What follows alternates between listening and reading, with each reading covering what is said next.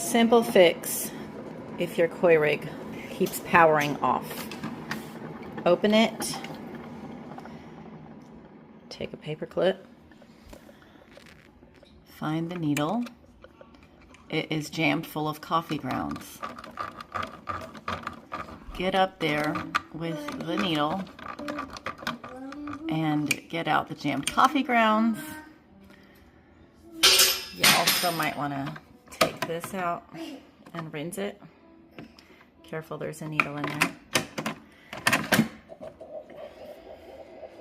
Then just run a bunch of rinse cycles with half and half vinegar and water or straight vinegar. Run them a million times, should clean it, fix it right away.